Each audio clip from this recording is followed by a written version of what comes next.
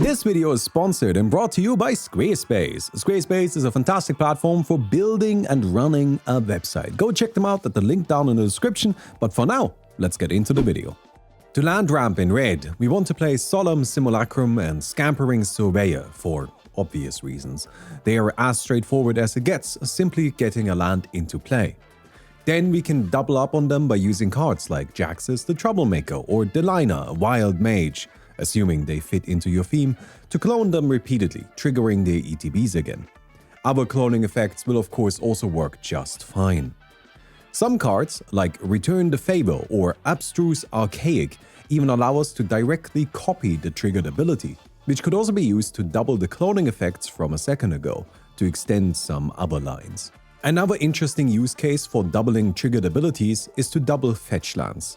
Cards like Maestro's Theater or Evolving Wilds search lands out of our deck, and by copying those effects, we can ramp. This is especially powerful if we use it on a trigger that searches out multiple lands at once, like Myriad Landscape. Then, since we're already playing fetch lands, we can embrace this with Scare Tiller, a creature that when it becomes tapped, lets us either reanimate a land or put a land into play from our hand. Scare Tiller can be played in any color, but I think it works particularly well in red because it's another good duplication target, since red cloning usually gives haste, letting us immediately attack with Scare Tiller to trigger its ability. Let me take a moment here to be honest with you. This is the level of ramp we're working with. We're not going to have huge bursts of mana like we could in green or white, but instead we're working incrementally, getting an additional land into play maybe every other turn, maybe every, I don't know, like 1.5 turns, if that makes any sense. It's absolutely slower and requires a larger package than simply playing Mana Rocks would. And if you prefer playing Mana Rocks as a result, then I fully understand. That makes sense. But if you're like me and you place a premium on land ramp, then I promise you that what I'm telling you today will work. It also incorporates a lot of cards that have utility beyond ramping, which is something I actually really enjoy about this approach. Getting back to fetch lands, they also work great with Brass's Tunnel Grinder. Brass's Tunnel Grinder is a free mana artifact that, when it enters, lets us discard any number of cards and then draw that many +1. It's a great tool for filtering out our hand in the early game to find whatever the situation demands.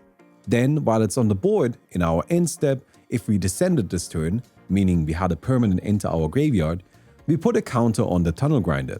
And once free counters are on it, it flips into a powerful land.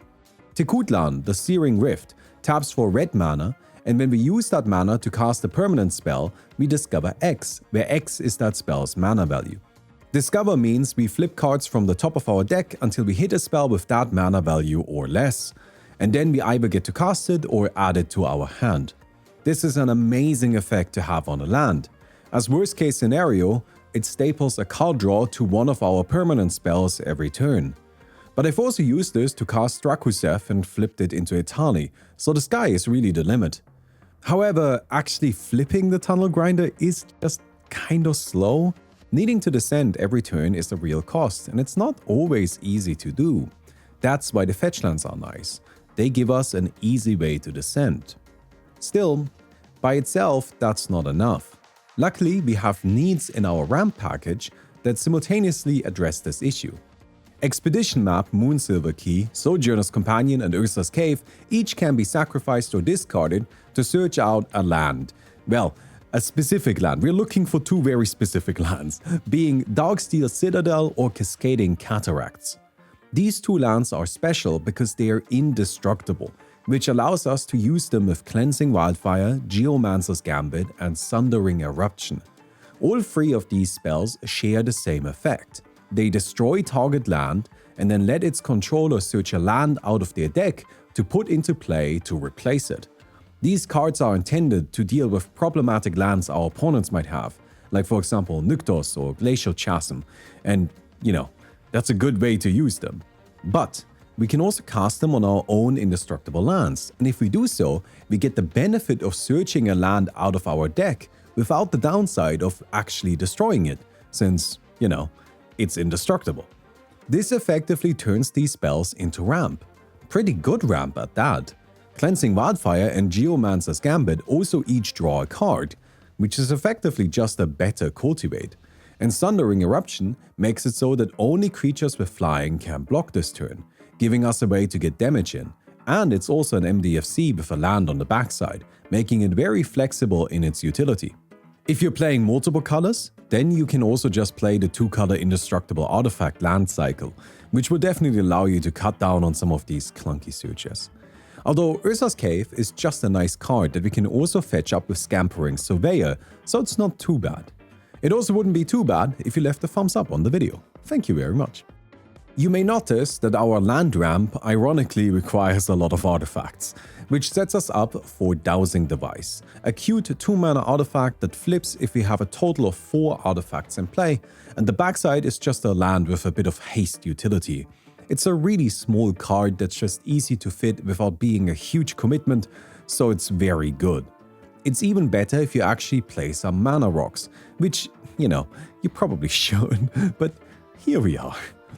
2 more cards that aren't big commitments and are just kind of helpful are Oher Axonil, Deepest Might, and Golden Guardian. They both have to die to flip into lands, which is not too difficult if we have both, because Golden Guardian can just fight Oher and then we got 3 additional mana. What I really enjoy about these 2 though, is that they are just creatures on the board that are reasonably big and somewhat threatening. They act as a nice defensive line, which I think is very important. This video is brought to you by Squarespace. Squarespace is a fantastic platform for building a website. Everything is there for you. You don't need to learn anything new. You don't need to have any expertise on building a website. All you have to do is go to Squarespace, click on one of their beautiful, well-designed templates that are already prepared for you, and you're good to go. Honestly, you just need to fill in your stuff and you already have a website ready. But if you want to, you can do more intricate stuff as well. That's the wonderful thing about it. Squarespace is willing to work with you on your level. If you want to customize everything, you can do so. If you just want to use the templates, you can do so. If you need help, help is available. There's this fantastic library with all of these tutorials and guides that truly just explain every single aspect to a degree that almost feels unnecessary. But you know what? Sometimes you need that incredibly detailed view and then you can find it. And I think that's fantastic. I really, really appreciate that. So go check out Squarespace at the link down in the description. It's a beautiful, wonderful service that is affordable, customer friendly, and just works. Squarespace.com/Baumi, get yourself 10% off. And thank you again to Squarespace for sponsoring this video. And now, let's get back to the video. Another good defensive card is Formatic Compass, a 2-mana artifact that lets us add basics to our hand for 3 mana, and then flips into a Maze of Ith once we control 7 lands. Of course, that's a big requirement for ramp. Once we already have 7 lands, how much difference does 1 more even make? Well, I personally think that it does make a difference. I like ramping even in the later stages of the game, but also keep in mind that what we're trying to do here is to just go step by step, set up small opportunities that will accumulate as they slowly but surely trigger across a game. Pendant of Prosperity is another card that very much plays into this idea. It's a 3-mana artifact that enters the battlefield under the control of one of our opponents. They can then activate it for 2 mana to draw a card and put a land into play. But if they do, we get to do it as well. The effectiveness of this card is 100% dependent on who you give it to. Some players will slam it every turn, and that gives us amazing value, while others will just ignore it, in which case we wasted mana and a card. I recommend giving it to the player that's already struggling, as they are most likely to invest into it. But honestly, you're kind of gonna need to do a soul read first. Some players will just refuse to use this no matter what. Either way, I think it's a really fun and interesting card. Another sketchy piece is There and Back Again. There and Back Again is a 5-mana Saga that does basically nothing when it enters.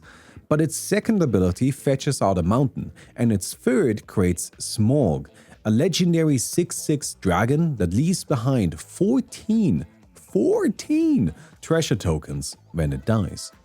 I really love this card because it depicts one of my all-time favorite stories, and that is very much influencing my opinion of it. But I actually think it's not as bad as it might seem at first glance, because the mountain we get from its second ability enters untapped, meaning we can immediately use it. If we play it on curve, we get to 7 lands next turn, which would also flip our thematic compass. So it has some synergy there, and you know, it's really not that bad. Mostly because Smog is kind of nasty. 14 treasures is just a ton. And to get his death trigger multiple times, we can clone him or duplicate the triggered ability from either him or the Saga. So while this card is, you know, it's maybe not amazing, it does play into some of our synergies, and I just kind of like it. I really like The Hobbit, it was a big deal to me as a child. And since we're in the realm of sketchy ramp, I would like to recommend Geological Appraiser. This is a 4-mana creature that discovers 3 when it enters. If we're playing a ramp deck, then we probably have a lot of cards on the higher mana curve side of things, which Geological Appraiser will just ignore. And our lower end is ramp, which means Geological Appraiser will often hit one of our ramp pieces, and even if it misses, it's at the very least a card draw. And you know, if it hits a Reckless Impulse or Rent's Resolve, I'm not too upset about that either. Red actually has a funny problem because of its impulse drawing effects. When I impulse draw, I of course play the lands I impulse draw over the lands in my hand. But that has the unfortunate side effect of me slowly but surely accumulating a handful of lands. That's why I think Walking Atlas is actually really great in red. Walking Atlas is a 2-mana creature that taps for us to put a land into play from our hand. I don't usually like these effects very much because they often demand more lands than I really have access to. But in red, I often have more lands than I can play, which gives this some really nice synergy, and I've surprisingly found Walking Atlas to be better in mono red than in any other color. Scare Tiller can be used for the same effect as well. Another really cool thing that red has the best access to are spell copy effects. Cards like Flare of Duplication, Reverberate, and Return the Favor. These aren't ramp by themselves, but they let us copy our opponent's ramp. If they play a Cultivate, we can reverberate it to also cultivate. Of course, this only works if there's green at the table, but if there's no green, it's also not as important that we're ramping quickly, so I think it's a fine trade-off. It's not even much of a trade-off, to be honest, because these cards are just generally good. However, they require us to keep mana open, which brings us to Terrain Generator and Horizon of Progress. These are lands that we can tap to put a land from our hand onto the battlefield. Usually I find these kind of clunky for the same reason that Walking Atlas often doesn't work that well, but again, in red I tend to have a bunch of lands in hand, and since sometimes we want to keep mana open for the duplication spells, these lands make sense for those moments. And finally, Explorer's Scope and Dowsing Dagger are pretty much always good if you have early or evasive creatures that you can attack with. Unfortunately, there's no helpful hunter in red, but you know, Charming Scoundrel's kind of okay. Also, Dowsing Dagger is just generally incredibly good. No matter how, no matter where, just play Dowsing Dagger. And there you have it. 17 tips on how to land ramp in red. Is it any good? I don't know. Is it cool? Hell yeah! I actually really like it because it plays a lot of kind of funny cards in weird ways. I mean, who duplicates triggers from fetch lands so you can ramp with that? Actually, there is a black deck that does that. But outside of that, who does that? That's right, me. I do that. It's cool. It's fun. Anyways, I hope you guys enjoyed the video. If you did, don't forget to give it a thumbs up. I would definitely appreciate that. I spent way too much time on this. I'm not gonna lie. I did also develop a deep hatred for Kellen. When I started working on this video, I just needed to build a red deck to, you know, kind of like figure all of this out, play a bunch of cards. And I just picked a random commander and I picked Kellen because I had a Kellen lying around. I had a Kellen, so I picked Kellen. And this wiener is so useless because it just always dies. I don't know what is it about Callan that people always kill Callan immediately. I've never had a commander die as much as Callan, and I honestly don't understand because this is the worst creature in my deck, and for some reason it always just got murdered right away. And yeah, I don't know, very strange. Anyways, I hope you guys enjoyed the video. I'll see you guys soon. Goodbye.